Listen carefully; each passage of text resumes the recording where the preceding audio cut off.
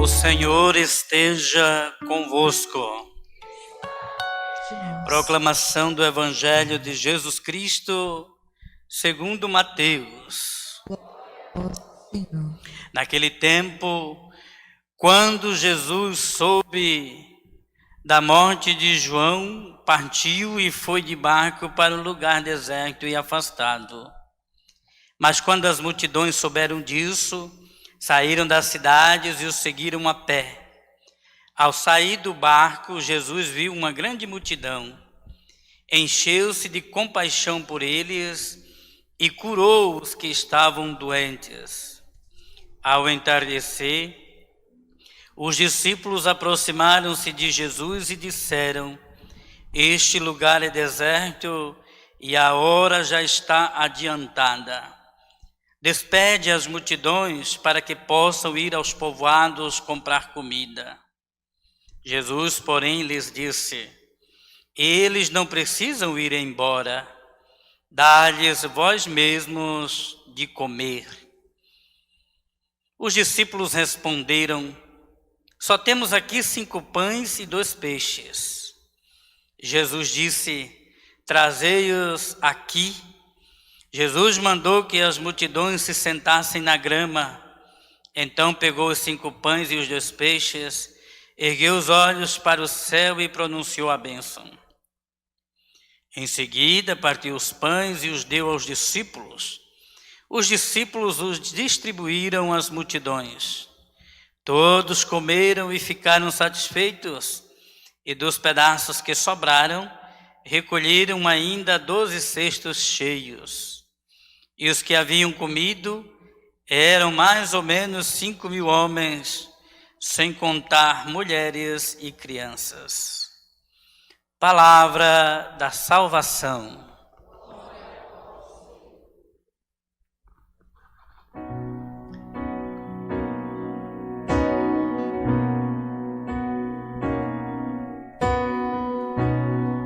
Os que lançam sementes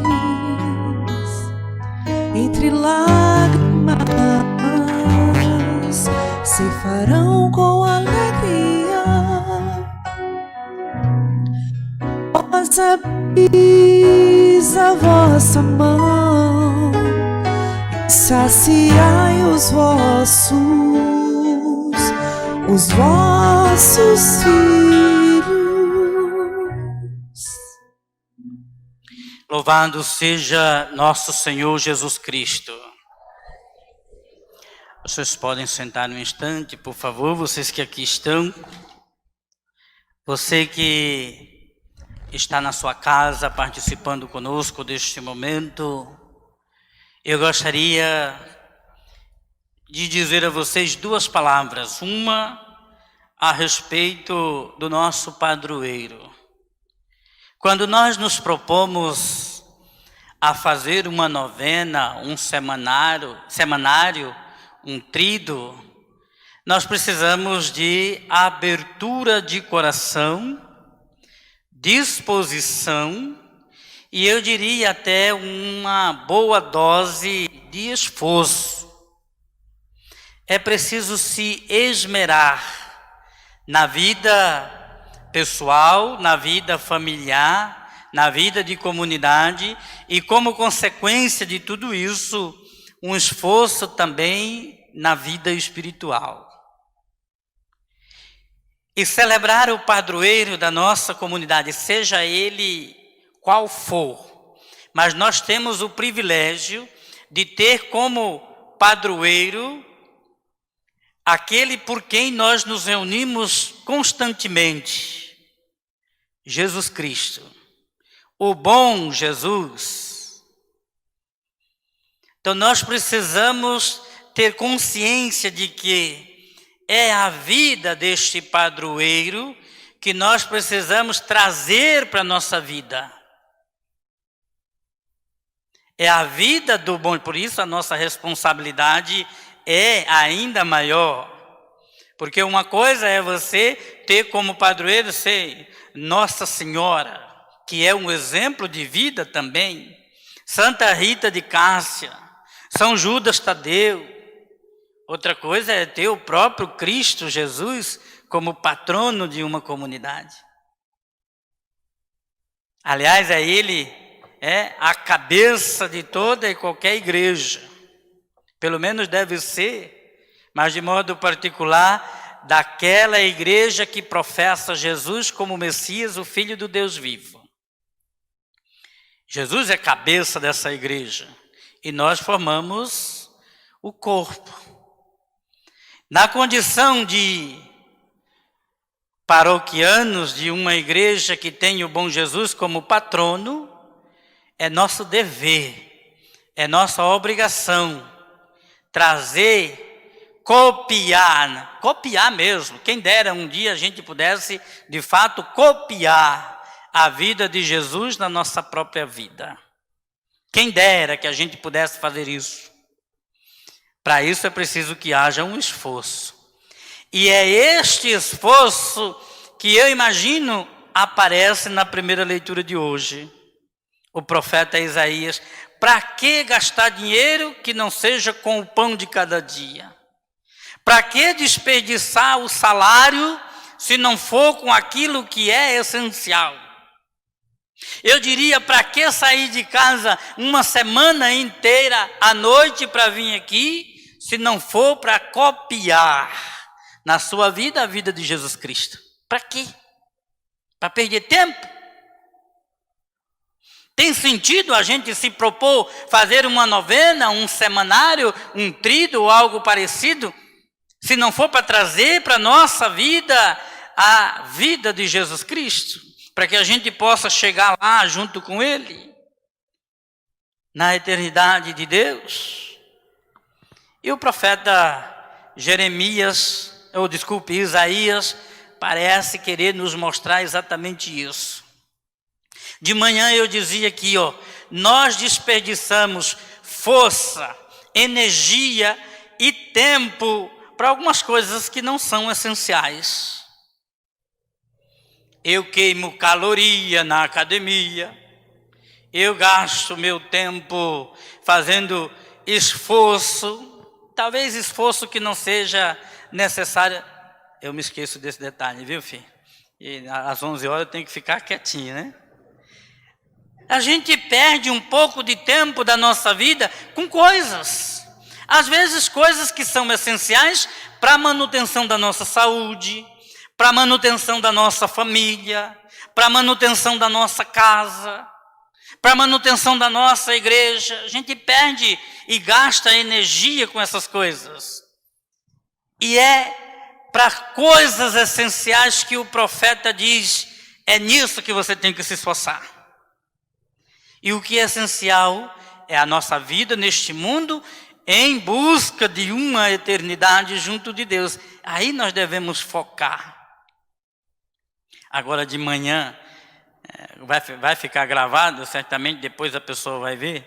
Agora de manhã eu fui tomar um café numa padaria ali, e o rapaz que me atendeu disse, eu sou católico. O Rodrigo estava lá comigo, não me deixa mentir sozinho, por favor, viu? E aí eu disse, você é católico, mas nunca botou os pés na igreja, pelo menos nesses anos que eu estou aqui. Aí ele disse, eu não tenho tempo. Só que eu passo aqui atrás, né, um barzinho que tem aqui atrás, o pessoal joga dominó na porta, e o safado está lá jogando dominó. Não tem tempo para a igreja, mas tem tempo para o dominó. A gente gasta a energia naquilo que a gente vê que é essencial para a nossa vida. Para ele, essencial é aquilo. E o profeta Isaías diz, o essencial é aquilo que certamente nos projeta para junto de Deus. O essencial de uma novena, de um semanário, é o que eu acabei de dizer, repetir com as nossas palavras, com os nossos gestos, com as nossas ações, a vida do nosso padroeiro. Já pensou que coisa boa? Isso é gastar o nosso salário. Isso é dar razão de ser, de todos os dias sair de casa e vir aqui, mesmo em tempo de pandemia, correndo risco, para poder colocar na nossa vida prática a prática da vida de Jesus.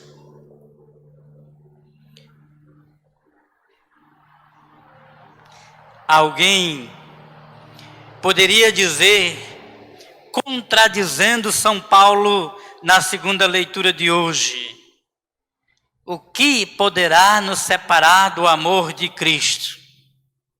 Eu não vou fazer essa pergunta a vocês, porque vocês que aqui estão com a boquinha tapada, né? Não pode. Mas pode perguntar quem está em casa. O que poderá nos separar do amor de Deus? E São Paulo coloca aqui uma listinha. Tribulação pode separar a gente do amor de Deus? Não responda, apenas pense. Angústia, perseguição, fome, nudez, perigo. E aqui eu estou fazendo como a Luísa, né? A Luísa vai lendo, vocês já perceberam como é que ela lê? Ela lê fazendo assim com a mãozinha dela. Nudez, perigo, espada. Ou então ela fica assim com a mãozinha dela, né? Em tudo isso, somos mais que... Alguém poderia perguntar, isso pode nos separar do amor de Deus? Pode! E a gente conhece muita gente que já foi separada do amor de Deus por causa de tudo isso aqui. Acontece que São Paulo está convicto que nem isso poderá nos separar do amor que Deus derramou de maneira definitiva em Jesus Cristo por nós. Esse amor foi dado e nada nem ninguém mais tira isso de nós. Só que às vezes a gente vira as costas para este amor. E aí as perseguições, o sofrimento, as tribulações, as angústias, porque eu virei as costas ao amor de Deus, isso pode me afastar deste amor. Mas Deus já nos deu o seu amor, e por isso ninguém mais tira. Porque Deus não é como o ser humano que dá e pede de volta. Uma vez dado, dado para sempre. Você imagine, a salvação já foi nos dada. E se Deus diz, agora eu não quero mais que você se salve, vem cá, me dê minha salvação de volta. Nada, nem ninguém pode tirar isso da gente. Sabe quem pode tirar isso da gente? Nós mesmos. Porque Deus, eu repito, já deu e Ele não volta atrás. Mas à medida em que nós nos obstinamos no endurecimento do coração, a gente pode. Se alguém me dá um presente e não o quer de volta, eu posso abrir mão desse presente e não querê-lo. Mesmo que a pessoa não queira o presente de volta. Ele pode não ser meu, mas a pessoa me deu. Assim também acontece com Deus. Por isso São Paulo, com toda a convicção, diz, nada nesse sentido poderá nos separar deste amor. E para terminar, o Evangelho apresenta aqui Jesus com o mais belo de todos os sentimentos que alguém pode ter. Claro que o sentimento por excelência é o amor. Pode ficar, eu vou, mas eu volto, viu? É o amor. Mas Jesus, acompanhado deste amor, ele nutre outra coisa muito bonita no Evangelho de hoje, a compaixão. Todo mundo aqui sabe que paixão é sofrimento. Já se apaixonaram? Coitado de vocês. Paixão, quando a gente chega na Sexta-feira Santa, a gente diz, hoje a gente vai celebrar a paixão de Cristo. Aí vem o sujeito com a cruz nas costas, a gente mete a peia, né? Sofrimento. Tem mãe que fica desesperada quando o filho resolve fazer a encenação da paixão de Cristo. E ele é o Cristo. Quando ele é o que bate, está tudo tranquilo, né? Mas quando ele é o Cristo, já vi a mãe dizer aqui, não, se fosse com meu filho, eu partia para cima desse... O mesmo sentimento de Nossa Senhora, mas ela não podia, né? Paixão é sofrimento, e a gente encontra uns boca aberta, tudo apaixonada. Aí a pessoa diz, eu não te quero mais. Ah, meu Deus, meu mundo acabou. Paixão, se for amor, não sofre. Então Jesus tem compaixão de uma multidão, gente, que é bonito aqui, ó. Você às vezes se apaixona por uma pessoa. Jesus é apaixonado por nós. Sofreu, deu a vida. E esta paixão, ela veio em primeiro lugar acompanhado de um amor incondicional. E o amor impulsionou Jesus a fazer tudo o que fez, de modo que passou pela paixão. Sofreu, morreu e ressuscitou, para que a gente também pudesse passar por tudo isso e ressurgir com ele para uma vida nova. Então, ele não se apaixonou por uma pessoa, mas pela humanidade. E o texto de hoje diz, ele sentiu compaixão de uma multidão que estava com fome, de uma multidão que estava fugindo do governador Herodes, que tinha acabado de mandar decapitar João na prisão por causa de uma farra que ele resolveu fazer. Este povo está fugindo da cidade, vai ao encontro de Jesus, porque vê nele ao menos alguém capaz de saciar a fome dessa gente. E é tanto que depois da multiplicação dos pães, Jesus sai e o povo vai tudo atrás dele. E quando chega perto de Jesus, aonde o Senhor estava? Como chegou aqui? E Jesus diz, vocês estão me procurando porque eu dei pão com fartura para vocês. E não porque vocês me veem como o Salvador da humanidade. Esforçai-vos para buscar o alimento que não perece. Esforçai-vos por buscar a riqueza que o ladrão não rouba. Esforçai-vos por buscar os bens que a traça não rói, não corrói. Isso significa tudo nesse mundo pode passar, mas a gente tem que se esforçar para buscar este amor de Deus doado em Jesus Cristo, de forma definitiva. Sentiu compaixão. Veja, nós de vez em quando, nós temos um sentimento de pena, já viram isso? Eu tenho tanta pena da Gorete montada nesse carrinho. Eu tenho tanta pena de um pessoal que mora na rua, não sei se alguém pode morar na rua se sofre. E que de vez em quando entra aqui na igreja para beber água ali, e agora o bebedouro está isolado. Nem isso os coitados têm. Pena. O sentimento de pena é o mais horroroso que a gente pode conhecer.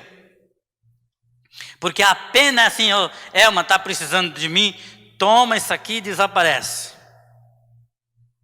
É para me livrar de você. Quando alguém disser que está com pena de você, está doido para se livrar de você. Então aqui a tua ajuda e vai embora. Quando alguém, às vezes, ajuda um menino que aparece pedindo uma moedinha no farol, a gente aperta o botãozinho do carro, né, Litz? Baixa o vidro, ele chega, a gente dá a moedinha e logo puxa o vidro de volta. Não quer saber quem é, o nome, se tem família, o que está passando, nada. Isso a gente dá como uma acusação da consciência, é pena.